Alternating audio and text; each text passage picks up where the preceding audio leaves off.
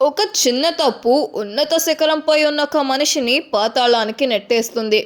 సమాజంలో ఉన్నత స్థితిలో ఉన్న వ్యక్తులు, ఉన్నత స్థితిలో ఉన్న సంస్థలు, తాము గౌరవించే వ్యక్తులు, తాము ఆహ్వానించే వ్యక్తులు కూడా అదే ఉన్నతమైన స్థితిలో ఉండాలని కోరుకుంటారు. ఉన్నతమైన స్థితి అంటే ఆర్థిక పరంగా మాత్రమే కాదు, నైతిక పరంగా, ఆధ్యాత్మికంగా కూడా ఉన్నత స్థితిలో ఉండటం. ఈ విషయం ఎవరి గురించి చెప్తున్నానంటే సింగర్ మంగ్లీ గురించి. అతి తక్కువ స్థాయి నుండి, ఒక మారుమూల ప్రాంతం నుండి ఎన్నో కష్ట నష్టాలు పడి జానపద పాటల్లో కానీ, సినీ గీతాల్లో కానీ, భక్తి గీతాల్లో కానీ తనకంటూ ఒక ప్రత్యేకమైన స్థానాన్ని ఏర్పరచుకుంది సింగర్ మంగ్లీ. అది జానపద పాట అయినా పక్కా తెలుగు అమ్మాయిలా కనిపిస్తూ ఆ పాటకు జీవం పోస్తుంది. సినీ గీతమైన ఆ పాటకు జీవం పోస్తుంది. ఆధ్యాత్మిక విధమైన పాట అయితే ఆ పాటను వినేవారిని ఆధ్యాత్మిక లోకంలో విహరింపజేసేట్లు పాడుతుంది. ఇవన్నీ ఒకవైపు. జీవితంలో, వృత్తిలో ఉన్నత స్థానానికి ఎదిగే కొద్దీ, డబ్బు వచ్చి చేరే కొద్దీ కొత్త అలవాట్లు, కొత్త పరిచయాలు అవుతూ ఉంటాయి. ఆ పరిచయాలు, అలవాట్లు మన వృత్తిని కానీ, స్థాయిని కానీ, నైతికతను కానీ తగ్గించే రీతిలో ఉండకూడదు. మంగ్లీకి విపరీతంగా డబ్బు వచ్చేటప్పటికీ ఆమె చుట్టూ చేరే వాళ్ళు కూడా కమర్షియల్గా తయారవుతూ ఉంటారు. ఈ క్రమంలో మద్యం వంటి చెడు అలవాట్లు అబ్బుతాయి. ఈ విషయాలన్నీ బయటకు రానంత వరకు ఓకే. ఒక్కసారి ఈ విషయాలు బయటకు వచ్చిన తర్వాత సెలబ్రిటీలు కానీ, సమాజంలో ఉన్నతమైన స్థితిలో ఉన్నవారు కానీ మంగ్లీ దగ్గరకు రావడానికి, మంగ్లీని ప్రోత్సహించడానికి ఇష్టపడటం లేదు. మంగ్లీని బాగా పాపులర్ చేసింది ఈషా ఫౌండేషన్. కోయంబత్తూర్లో సద్గురు ఆధ్వర్యంలో నడిచే ఈషా ఫౌండేషన్ ప్రతి శివరాత్రికి సింగర్ మంగ్లీని ఆ రాత్రి జరిగే ఆధ్యాత్మిక పాటల కార్యక్రమంలో పాల్గొనటానికి ఆహ్వానిస్తారు. ఇది ఎన్నో ఏళ్ల నుంచి క్రమం తప్పకుండా జరుగుతుంది.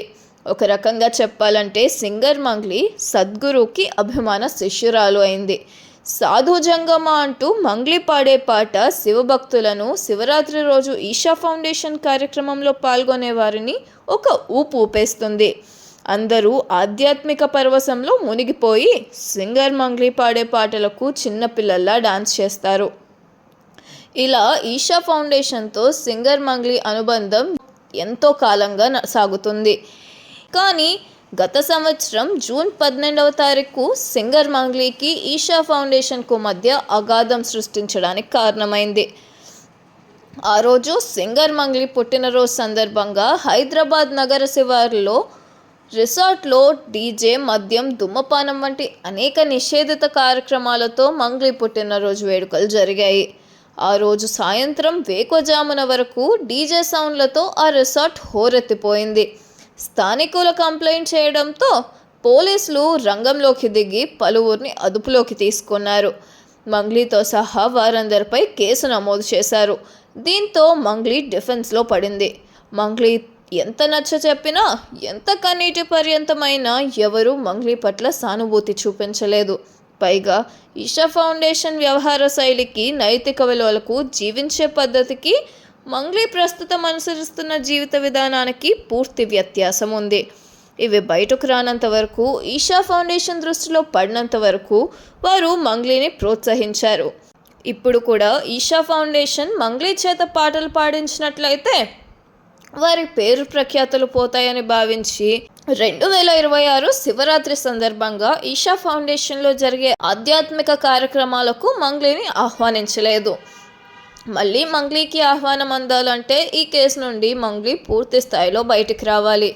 దాదాపు ఇక ఈషా ఫౌండేషన్ కార్యక్రమాలకు మంగ్లీ హాజరు కాకుండా రెడ్ కార్డ్ పడ్డట్టే.